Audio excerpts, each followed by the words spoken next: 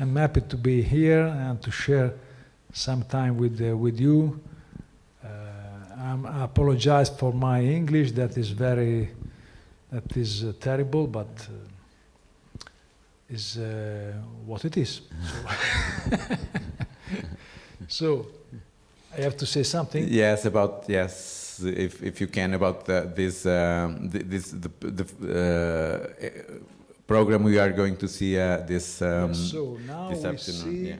It's this one. Yeah. You have. It's this one. Okay. So we see an extract from Hey Girl, Inferno, that is taken from the Divine Comedy in Avignon. Another one is Sul concetto di volto nel Figlio di Dio, on the concept of the face regarding the Son of God. It's a bizarre title. Anyway, the other one is from Tokyo, is the phenomenon called eye. And then some extract, I think, from Le Sacre du Printemps, in the frame of the Ruhr Triennale in Germany. And would you like to say something about these different plays? No, they are very different production, very much, very. I use different languages, and I cannot make a resume. It's impossible because. But what's interesting also in your work, that is kind of a work of total art, and you also direct operas, theater, and is that you make very different things. You're not attached to one thing, and you use great literary texts. You use things of our modern daily life. Yes. I don't like to have any style or method. I don't want to make. I want to avoid boredom in life in general, and in my work in particular. I'm very scared about boredom, so I try to do something different.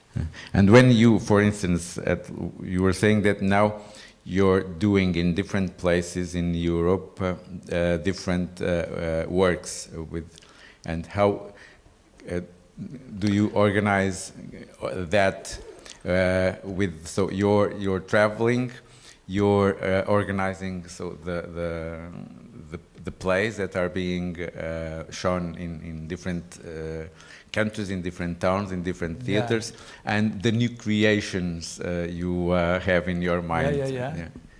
But it's a process, mental process. It's a kind of a chain.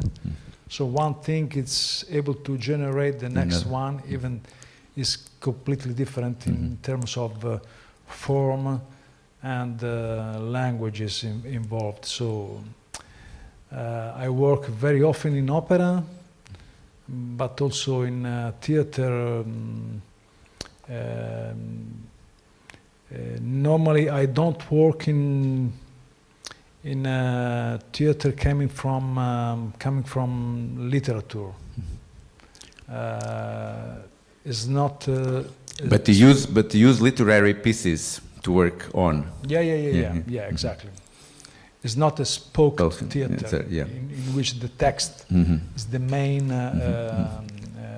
Not plays, but so you make plays from literary. Also from daily life. The first project was inspired by a vision that I get in a street. So the next one is at the opposite. The inspiration was the Divine Comedy of Dante. So it's the very low pop culture, almost junk culture, and then also the most formal and historical cultural heritage, like Dante. Dante for us is, Italian people, it's the spinal structure of not only of our language but also for visual art. Without Dante, we cannot have the Giotto and the Renaissance, for example. So it's our father, not only for the language, for the imagination, for example, for his conception of the role of the artist in society. Dante, he put himself in the middle of his work. So it's a kind of, in cinematic terms, is una soggettiva. It's in the middle of his narration. So it's also a meta-linguistic approach that was quite a new thing at the time. And so the program is very, very different. And your concept of space? The space, in my opinion, I'm against any idea of scenography, because the scenography killed the space. So, first of all, it's a space, and the space itself is a kind of character. So, when I enter in a venue, I consider, first of all, the skin, the ghost, the revenant that haunt this space. So I work with it as a person. It's quite evident in the Inferno project, but also in the Japanese episode of the phenomenon called I. The place is another character, an important one. And so you have to give him the possibility to express himself. And when you work with space, you work with the ghost. And the theater is the place for the ghost. A bit like cinema. Yeah, exactly. In theater, you can feel the sense of danger, because something is, there is no any protection. So something can happen, something wrong can happen on a stage. And a good production, certainly it's wrong. Then So you're open to the unexpected. Yeah, because if you want, theater is the practice of the error. Something have to be wrong in order to switch on another dimension, open a door. It's a threshold theatrical piece. It's not an object. It's not a product.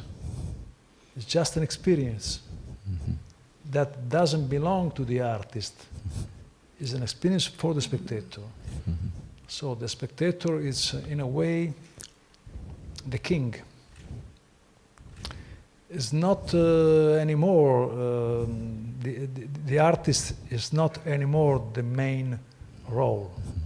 In my opinion, in particular in this time, in our age, the spectator, it's also, to be a spectator, it's in a way an existential condition of everyday life. So we are 24 hours a day spectators. In theater, it becomes a choice. And that is quite surprising, because you can reveal how it works, the act of seeing. Act of seeing have to be a choice, not only, let's say, something that is given to you. Exactly, exactly. So, for that reason, theater, the only dimension that can I imagine the theater is the certain powerness, a certain, let's say, cutting edge. The theater have to cut the skin of the spectator in order to enter more profoundly. So you have to change the strategy every time in order to surprise the spectator. Yeah, something like this. Well, thank you, Romeo. Thank you to you. And I hope you enjoy.